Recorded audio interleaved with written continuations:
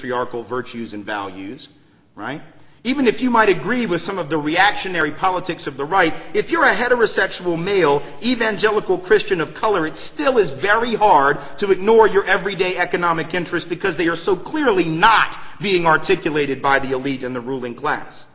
But see, white evangelical heterosexual males can ignore that even if they're working class because they have just enough privilege based on their whiteness that then seeps over into their masculinity and other areas, that it allows them to emphasize these other identities over their class interest. So black and brown men, for example, going back to Stephen Ducott's book about the wimp factor and why it is that men gravitate toward authoritarian politics, I would suggest the reason that men of color by and large don't. But white men have increasingly done so, even if their class interests are being betrayed by that, is that to be a black man, to be a Latina, to be a Latino, to be an Asian Pacific American man, to be an indigenous man, to be any man of color, is to know that the primary threats to your manhood, in decidedly patriarchal terms, recognizing the problematic nature of patriarchal manhood, but just follow me for a second, that the main threat to your manhood as defined in those terms, the ability to support and sustain a family and support and sustain oneself, for example, is mostly threatened by the system. Right? That the main threats to that masculinity for men of color are mostly systemic threats, institutional threats of unemployment, poverty, crumbling educational facilities, a criminal justice system dedicated to your eradication. But to be a white man is to have enough privilege in the systemic realm to believe that the biggest threats to your manhood are decidedly gonadal in nature. Right? That the biggest threats to your manhood are gay marriage. The biggest threats to your manhood are being come on to by a gay man. Because you're not sweating the system. If you're a white man, you're not as likely to sweat whether or not you can at least make a living. So even working class white men who are struggling know that they might, at least they have the capacity to believe, that they might be able to work through that systematic class oppression so they can define their fears and their interest in different ways. Same is true with religion. It's why white and black evangelicals, for example, and really white evangelicals and any evangelical of color often see things so differently. The Christianity of white America has always been fundamentally different than the Christianity of persons of color. The former, that of white folks, has always been a theology of dominion. It has always been a theology of domination and control. And the Christianity of peoples of color has so often and so long been a theology of liberation and deliverance. That's why they don't talk about Exodus in the white church. And it's why they don't preach the Gospels there either. Because that's liberatory stuff and that's dangerous, so we don't talk about Jesus. We don't talk about Exodus. Why would we talk about that? That's some scary stuff. Right? So it's a fundamentally different religion, and it's one of the reasons that evangelicals of color, even if they share some of the reactionary views of white evangelicals on certain issues, abortion, sexual orientation issues, that nonetheless, they can't define morality in that limited scope. You know, that's how the media defined it, right? This was an election about moral values. Now, putting aside whether or not that's a legitimate way to describe a pro-war, pro-rich folk policy as somehow moral, there's this other issue, which is that for evangelical Christians of color, they define morality by necessity in a broader way. Racism now has to be seen as a moral issue. Unemployment and poverty and institutional economic oppression have to be seen as moral issues, but see, white evangelicals, by and large, can't afford to see morality that way.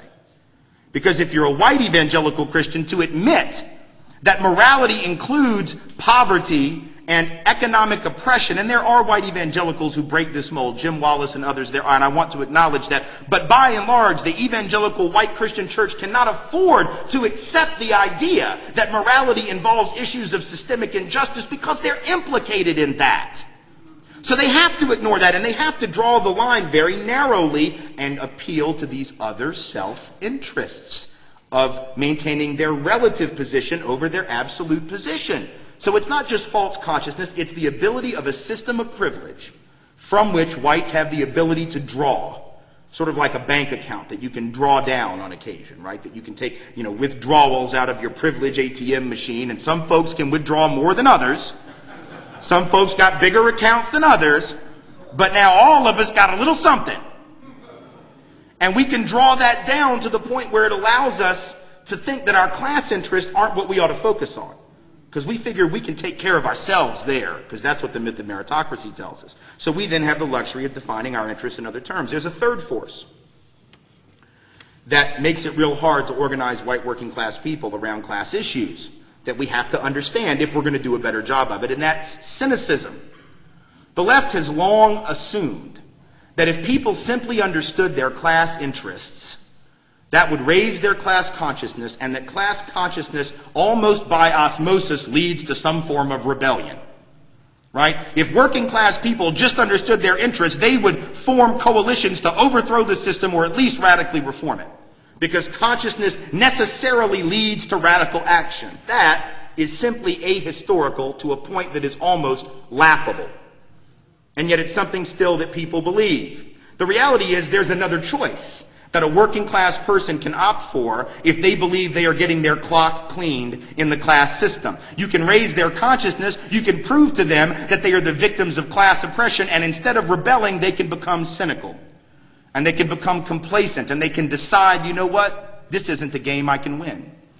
It's that how to fight City Hall. You can't fight City Hall. Oh well, some things can't be changed. There will always be bosses and workers. There will always be class inequality. Gee, there's nothing I can really do about that. The system is so big. The system is so large. And I got news for you. If we come to that conclusion, where we know we're getting our clock clean. See, I think that the working class largely knows already that the economic policies of the existing administration are not in their interest. I really believe they know that, but they can't afford to dwell on that for a couple of reasons. And that is that it's highly disempowering for white working class people to acknowledge that they ain't gonna win. Especially privileged people really have a hard time facing up to that possibility that they're not gonna win. And so if people become convinced of the ubiquity of the class system and the depravity of it and the depths of it, they can then begin to seek refuge in alternative identities other than their identity as workers, because those other identities are more empowering for them, right? After all, they can remember a time when white, straight, Christian men were running everything. Now they still are, but they can remember a time when the prerogatives of such persons were unchallenged. It wasn't that long ago when the prerogatives of straight white Christian males were largely unchallenged in the mainstream, so it seemed more powerful then. They can remember that, and they want to get back to that, but they cannot remember a time when workers were ever running the game. And so when you're trying to appeal to someone because you're a worker and don't you know what your interest is, they might say, yeah, I know, but man, we've never won that. And we're not gonna win that. So I'm gonna settle for this other thing where I can win. I may be getting my clock cleaned on the shop floor, but now I'm a big man in my church. I may be getting my clock cleaned by the payroll tax. I may be getting my clock cleaned by sales taxes. I may be getting my clock cleaned by the boss, but man, I'm a big man in my house. And I'm white, and I own this country. See, when you realize the difficulty of overcoming a real system that is so embedded with regard to class, it's very easy to just give up and just say, I can't win that game, so I'm going to identify with a different form of alternative identity. Shifting emphasis, especially because to identify yourselves and your interest as a worker in this country is to, by definition, identify yourself as a loser in the class game. And we live in a culture that values nothing so little as being a loser. That is why folks watch The Apprentice. That is why folks care what Donald Trump thinks and says.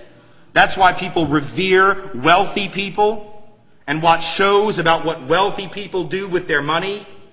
Because we want to identify with winners. Sports teams, we want to identify with a winning team. So we have this identification culturally with winners, and to identify as a worker is by definition to identify with the losing team. And this is a culture that looks down on losers, so it makes perfect sense for a working class person to say to themselves, particularly a white working class person of color just can't get away from what's in their interest. They just got to deal with that because that's every day, that's survival. But for a white working class person who has some alternative things to choose from, I don't have to just be a worker. I can also cleave to my whiteness. I don't have to just be a worker. I can make a big deal out of being a man, being heterosexual, being Christian. See, I can play all these other games. And on those games, I can win. Then it's not surprising that class-based organizing in and of itself is going to be difficult. So the idea that we can simply go to people, a la Thomas Frank or a la many class-based community organizers, and say, don't you realize your class interests are not the interest of the current regime in power and their tax and fiscal policies, assumes that they, A, don't already know that, and B, that they only identify their interest in class terms. And of course, there's another problem, which is there's something fundamentally unleft, unradical, unprogressive about those of us who are radical and left and progressive trying to appeal to people solely on the basis of their pocketbooks in the first place. That's not a particularly progressive set of values or principles around which to organize. We'll put more money in your pocket, working man, if you'll come with us. And then the boss says, I'll put more money in your pocket if you'll just shut up. And then the government says, we'll put more money in your pocket by cutting your taxes. Now, what do the folks do when they got these three options? Well, you see, the revolution takes work. That tax cut's as easy as voting for the guy that promises it to you. So if we're talking about trying to organize